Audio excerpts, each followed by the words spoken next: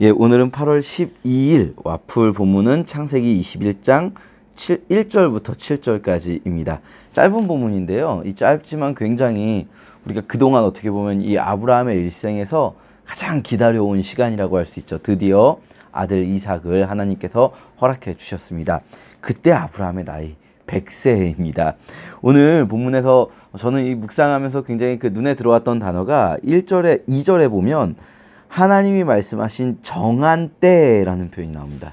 정한 때에 늙은 아브라함에게 아들을 낳아 주었다 이렇게 나옵니다. 하나님이 계획하신 정한 때가 있었던 거죠. 이삭을 주겠다는 약속은 사실은 12장에서부터 자손을 주겠다는 약속을 하셨었는데 12장에 하란에 있을 때 75세였다고 나오거든요. 지금 100세니까 25년이 지난 겁니다. 뭐 갈대아 우르를 떠난 것부터 시작하면 더 길어질 테고요. 25년 정말 긴 시간이죠. 제가 지금부터 25년 후라고 생각해 보면요. 정말 까마득하거든요.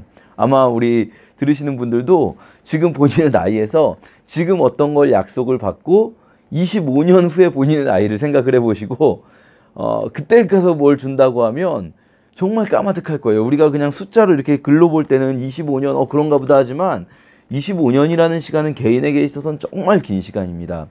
근데 하나님은 정한 때가 있으셨다는 거예요. 그래서 그때까지 아브라함이 이 지금까지 우리가 읽어온 모든 여정을 지나오게 하신 거죠.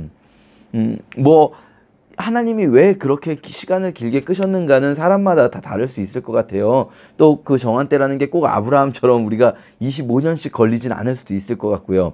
아브라함의 경우를 생각해 본다면 이 본문을 왜 이렇게 이 본문에서 왜 이렇게 하나님이 오랫동안 아브라함을 아들을 주신다고 약속해 놓고 안 주셨습니까? 라는 질문에 대해서 바울이 이렇게 묵상하고 해석을 했어요. 로마서 4장에 보면 바울은 이렇게 보는 거죠. 아브라함에게 왜 100세까지 기다리게 하셨는가? 아브라함이 정말로 인간적인 방법이 하나도 없어질 때, 이 표현을 바울 어떻게 표현했냐면 아브라함의 몸이 죽은 것과 같고 사라의 태도 죽은 것과 같아진 그런 상황을 하나님은 만드셨다는 거예요. 그래서 그렇게 죽은 사람과 같은 자신을 통해서 하나님이 아들을 주시는 것을 믿게 하신다는 걸 바울은 어디에 연결시키냐면 여기서 참 기가 막힌 바울의 해석이 나오는데요. 바로 죽음과 부활을 믿는 이 부활신앙이 아브라함에게서 나타나기를 하나님은 바라셨다는 거예요. 우리가 그리스도의 죽으심과 부활을 믿고 또 우리도 그리스도 안에서 죽고 부활할 것을 믿는 이 부활신앙이 아브라함에서부터 시작돼야 하는 거죠. 왜냐하면 아브라함이 바로 그 모든 믿음의 조상이니까요.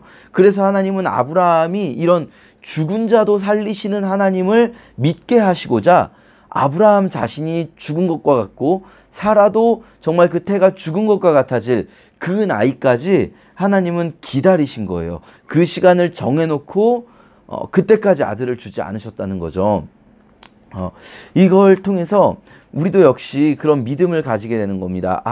아브라함이 죽은 자를 살리시는 하나님을 믿었을 때 아브라함에게 하나님이 그 언약에 참여하게 하신 것처럼 지금 우리도 죽은 자를 살리시는 하나님을 믿어야 합니다. 부활신앙을 가져야 합니다. 이렇게 바울이 이제 이야기하고 있는 거죠. 우리가 근데 이제 오늘 본문을 묵상할 때 사실 우리에게도 하나님은 각각 우리 개개인에게 어떤 약속을 주셨을 수도 있고 아니면 그게 하나님이 주신 약속이 아니라 그냥 우리가 바라는 소원일 수도 있지만 어쨌든 그 소원들이 이루어지는데 하나님은 다 정한 때가 있습니다. 이건 사실 성경이 공통적으로 이야기하는 부분인 것 같아요. 특히 전도서에서는 굉장히 때가 있다는 표현들 많이 하거든요. 그럼 그 정한 때가 있는 이유는 다 다를 거예요. 아브라함처럼 우리가 막 믿음의 조상이라서 우리